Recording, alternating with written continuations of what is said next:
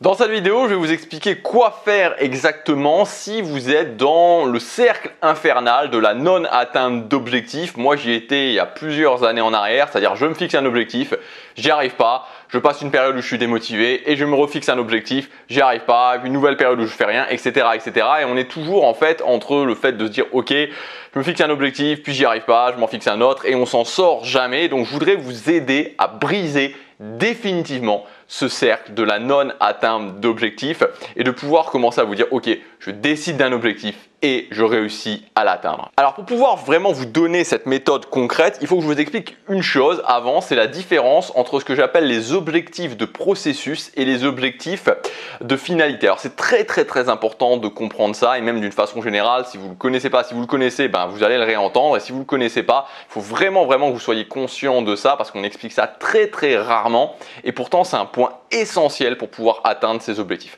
Alors il y a une différence majeure entre un objectif de processus et un objectif de finalité. Un objectif de processus, c'est par exemple je travaille mon anglais 30 minutes tous les jours pendant 90 jours. Ça, c'est un objectif de processus.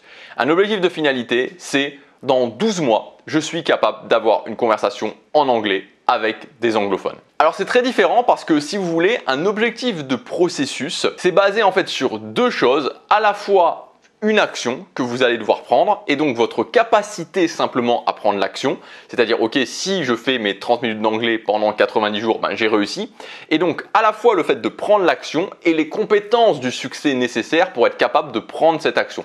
Donc une action sur lequel j'ai le contrôle et les compétences du succès. Donc par exemple le fait de savoir mettre en place une habitude, par exemple le fait de savoir s'organiser, par exemple le fait de réussir à gérer son niveau d'énergie, c'est des compétences du succès. Donc je prends une action, j'ai les compétences du succès nécessaires, ce qui fait que j'ai 100% le contrôle sur mon objectif d'action.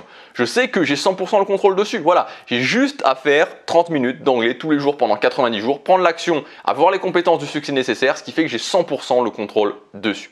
En revanche, sur un objectif de finalité, c'est quelque chose qui est tout à fait différent. Si je me dis à la fin de l'année, je vais être capable d'avoir une conversation avec un anglophone, une conversation courante avec un anglophone, là, non seulement je dois prendre des actions, parce qu'évidemment il va falloir que je travaille mon anglais 30 minutes, voire plus tous les jours, ou plusieurs fois par semaine. En plus, évidemment, il va falloir quand même les compétences du succès, mais ça ne va pas s'arrêter là. C'est-à-dire qu'il va y avoir aussi cette notion d'ajustement. Je travaille pendant un certain temps, je mesure les résultats, je vois qu'est-ce qui fonctionne, qu'est-ce qui ne fonctionne pas. J'ajuste. Il va y avoir aussi la notion de timing, c'est-à-dire la notion de timing, ça peut par exemple être sur certains types d'objectifs, il y a des moments qui sont plus propices pour le fait de se lancer et d'autres moments qui sont moins propices pour le fait de se lancer. Il y a parfois des opportunités qu'on peut saisir et donc on a plus de facilité. Je pense par exemple à un objectif comme le business en ligne, il y a des moments où très clairement il y a des opportunités, quand on se lance on va avoir beaucoup plus de facilité pour le faire. Sur un objectif comme l'anglais, là ça va être une notion de timing comme le fait de qu'est-ce qui va se passer aussi dans ma vie. C'est-à-dire que ma vie elle est pas linéaire, il peut se passer plus ou moins des choses. Il y a par exemple le fait que je peux me faire virer, par exemple, je peux me faire virer de mon boulot. Alors c'est pas l'idée c'est pas que ça arrive, c'est pour vous donner aussi une idée de ce que ça peut être la notion de timing. Donc ça va rentrer en compte. Il y a aussi le niveau tout simplement que j'ai au départ, c'est-à-dire qu'il y a des gens qui partent avec plus de facilité que d'autres, il faut en tenir compte. Donc tout ça va faire qu'un objectif de finalité, je n'ai pas 100% le contrôle dessus, mais j'ai une influence dessus. Donc je ne pourrai jamais que renforcer l'influence que j'ai sur cet objectif de finalité, mais jamais être sûr à 100% que je vais y arriver. C'est-à-dire que si je me dis, ok, pendant 3 mois, je fais 30 minutes d'anglais tous les jours, pendant donc ces 3 mois, si j'ai les compétences du succès nécessaires, je suis sûr à 100% d'y arriver. Alors que si je me dis, ok, dans 12 mois, je suis capable d'avoir une conversation en anglais avec un anglophone, même en ayant les compétences du succès, il y aura toujours une partie d'incertitude. Donc je vais pouvoir essayer d'augmenter mon influence un maximum dessus, mais je ne pourrai jamais être sûr à 100% de l'atteindre. Donc ceci étant dit, voilà ce que vous allez devoir faire maintenant exactement si vous êtes pris dans ce cercle de la non-atteinte d'objectifs. Premièrement, reprendre votre liste d'objectifs de cette année ou des années précédentes aussi, ou les derniers objectifs que vous avez voulu atteindre, et de voir concrètement si c'était des objectifs de processus ou des objectifs de finalité. Déjà, pour commencer, pour voir un petit peu quel type d'objectif vous aviez en général et quel était le ratio. Deuxièmement, il faut savoir que pour quelqu'un qui est bon dans l'atteinte d'objectifs. Et quand je dis bon, je dis pas bon parce que en termes d'idéologie, je dis bon dans le sens qui est capable régulièrement de définir des objectifs et de les atteindre. Pour ce type de personne-là, 2 objectifs de finalité par an, c'est déjà beaucoup. Moi, je peux voir des fois des gens que j'ai en coaching et qui me disent ok, ils me font leur liste d'objectifs, mais c'est un truc de fou, quoi. Je veux dire, il y a 5 ou 6 ou 7 objectifs de finalité sur une année. Donc, je veux dire, même quelqu'un qui est excellent échouerait.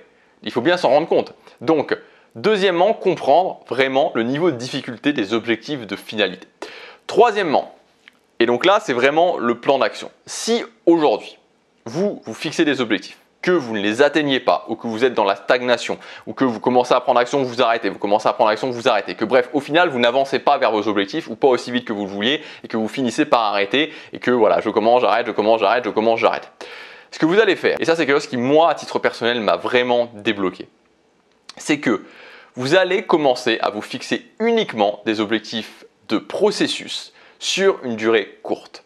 De vous dire, ok, pendant 30 jours, je vais faire 30 minutes par jour d'anglais. Donc en lien avec ce que vous voulez faire, mais voilà, pendant 30 jours, je vais faire 30 minutes par jour d'anglais. Ensuite, 30 jours après, je vais aller à la salle de musculation 3 fois par semaine. Ensuite, 30 jours après, quelque chose d'autre. Donc vous allez faire 30 jours, et puis 30 jours, et puis ensuite 60 jours sur un autre objectif, et puis ensuite 90 jours.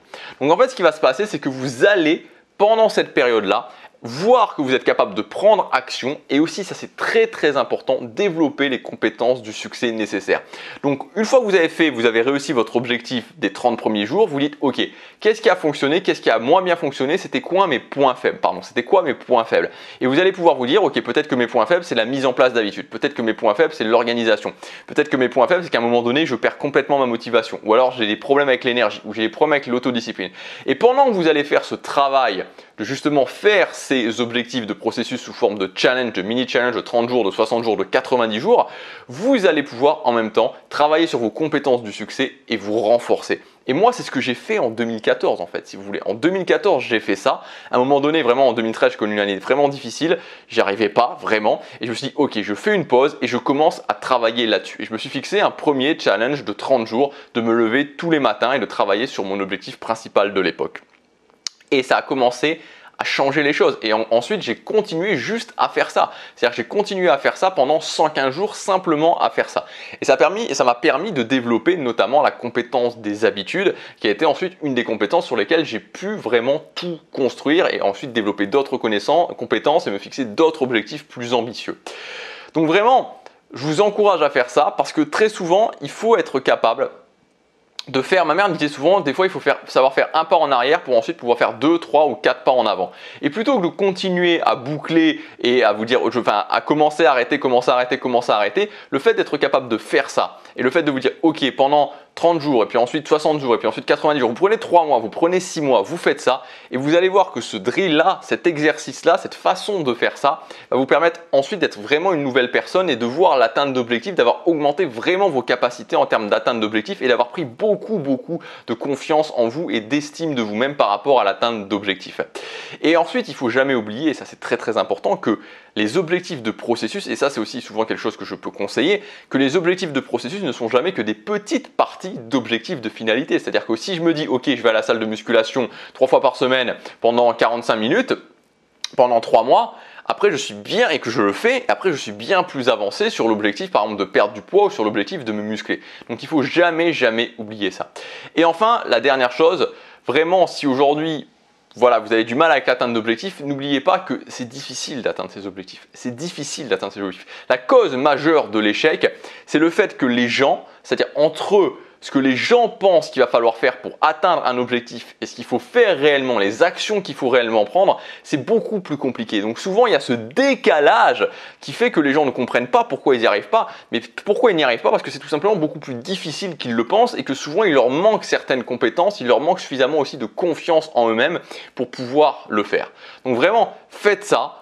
Sachez faire un pas en arrière pour pouvoir faire ça et vous verrez que même si vous le faites ne serait-ce que pendant 90 jours, ensuite vous aurez des résultats très différents. Maintenant, je vous ai fait une formation qui était sortie il y a quelques temps déjà et qui vous fait faire exactement ce travail. Cette formation, ça s'appelle la Révolution.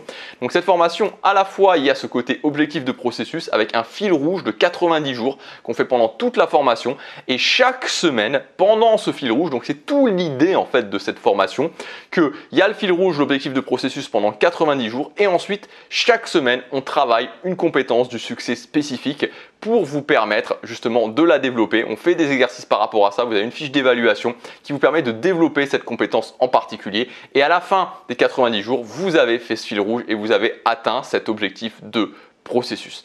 Donc c'est tout le but de cette formation. Si vous voulez prendre 90 jours pour faire ça, faire un pas en arrière et ensuite vous être renforcé, être capable de beaucoup plus atteindre vos objectifs de finalité. Cette formation, elle est intégrée au grand pack de la rentrée. Donc, il y a une énorme promotion actuellement pour la rentrée sur ce grand pack de la rentrée. Donc voilà, je vous laisse découvrir tout ça. On fait tout ce travail ensemble dans la formation La Révolution. Il reste encore quelques jours pour y accéder. C'est le premier lien dans la description. Moi, je vous dis à demain pour la prochaine vidéo. Chaque jour compte.